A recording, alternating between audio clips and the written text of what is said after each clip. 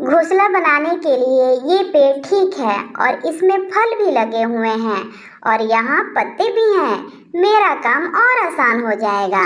ऐसा कहकर रानू चिड़िया और उसकी बेटी लकड़ियां लाने चली जाती हैं। तभी पीछे से कालू कौवा और गौरी कौवी वहां आ जाते हैं।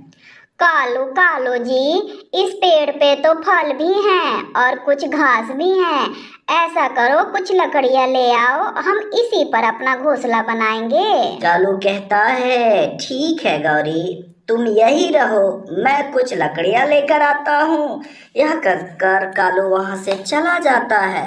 वहां तभी रानू लकड़ियां लेकर आती है तो वह देखती है कि उसी पेड़ पे तो गौरी बैठी हुई थी और वह कहती है, गौरी, कहाँ कहाँ कहाँ है?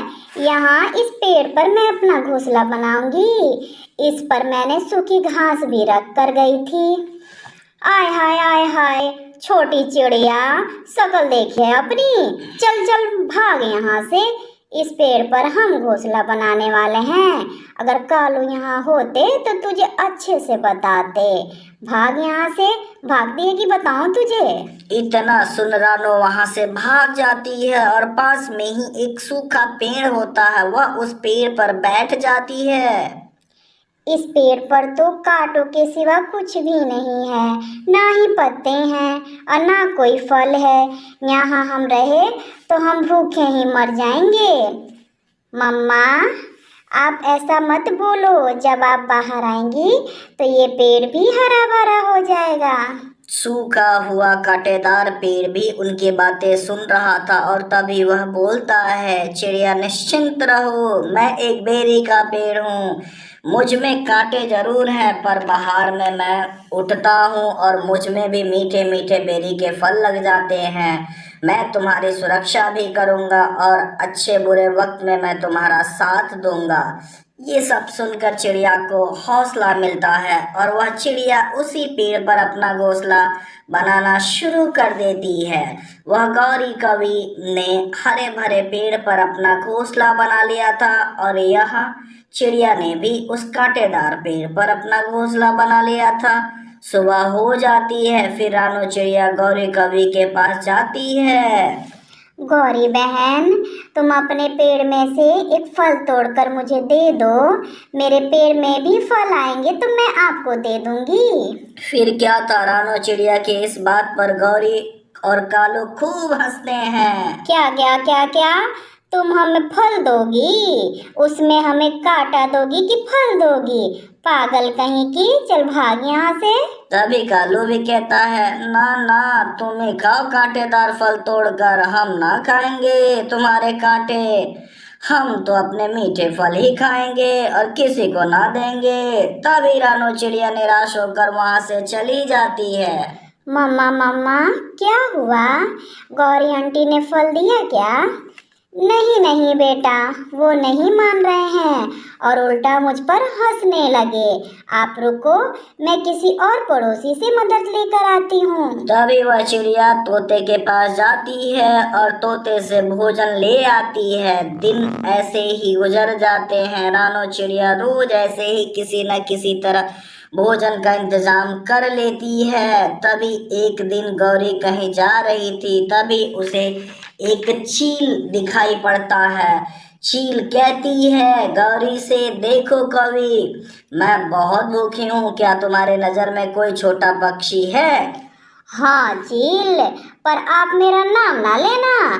मेरे पड़ोस में एक चिड़िया है, उसकी एक छोटी सी बेटी है। वह चिड़िया अपनी बेटी को छोड़कर भोजन लाने को चल जाती है। बहुत प्यारी है वह बच्ची और बहुत स्वादिष्ट भी होगा उसका मांस। तभी चील कहती है, धन्यवाद कवि, मैं अभी जाती हूँ और उस चिड़िया को खाती हूँ।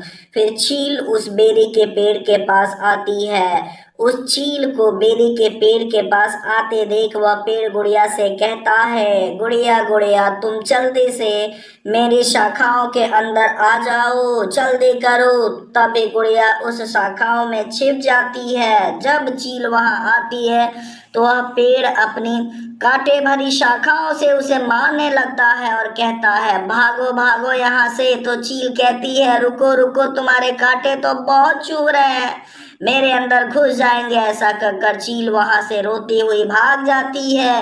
वहां रानो यह सुनकर भागी भागी आती है अपने बेटी के पास। बेटा, आप ठीक हो ना मेरे बच्चे? मैंने सुना था यहाँ चील आई थी। हाँ मम्मा, मैं बिल्कुल ठीक हूँ। मुझे इस बेरी अंकल ने बचाया। खूब किया उस चील की धुलाई। मम्मा मम्मा, मुझे तो बहुत मजा आया। आप होते तो आप भी हंसने लगते। वो चील आंटी रोते रोते भाग गईं। मम्मा, चिड़िया अपनी बेटी को सुरक्षित देखकर बहुत खुश थी। पेड़ जी, आपने आज अपनी दोस्ती का और अपने वादों का हक अदा कर दिया है। मैं बहुत आभारी हूँ आपकी। वहाँ कौवा और कौवी उसे देखकर जलते ही रहते हैं, पर कुछ न कर पाते। ऐसे ही कुछ दिन के बाद मौसम बदल गया।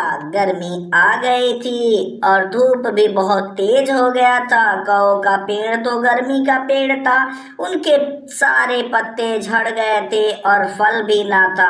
वहाँ दूसरी तरफ रानो चिड़िया का पेड़ तो गर्मी का पेड़ था, उसमें तो खूब हरे भरे और सुंदर सुंदर बेरी निकल आया था। और उस बेरी के पेड़ के पत्ते चिड़िया को धूप से भी बचाते थे और ठंडी ठंडी छांव भी देते थे।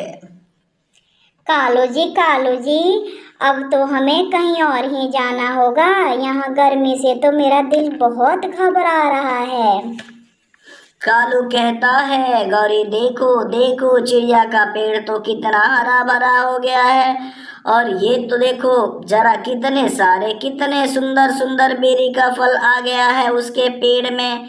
तभी कालू कहता है, चिड़िया चिड़िया, क्या हमें अपने फल दोगी? हम भी तुम्हारे इस पेड़ की छांव में छिप सकते हैं क्या? ना कालू भैया, अब मैं आप लोगों की बातों में ना आने वाली हूँ। आपने जैसे मुझे ठुकराया था, वैसे ही मैं भी आप लोगों को यहाँ से भगाती हूँ। गौरी बहन ने तो मेरा मजाक बनाया था, तो भला मैं क्या दूँ?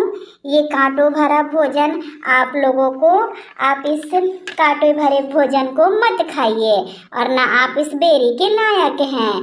इसलिए तो कहते हैं, समय समय एक बराबर ना होता है, ना मौसम एक जैसा होता है। जैसे जैसे मौसम बदलता है, वैसे वैसे समय भी इंसान का बदलता है, और ना हालात एक जैसे होते हैं। अब मैं खाऊंगी मीठे मीठे बेरी के फल, और आप लोग जाके ढूंढे अपने लिए दूसरा पेड़। फिर क्या था, रोते रोते कौवा और कौवी वहां से चले जाते हैं और चिड़िया अपने बेरी के पेड़ पर मजे से बैठी हुई थी अपनी कुकी बेटी के साथ। प्यारे दोस्तों, इस वीडियो को लाइक और अपने सारे दोस्तों के साथ शेयर करना और वीडियो को सब्सक्राइब करना ना भूलें। धन्यवाद।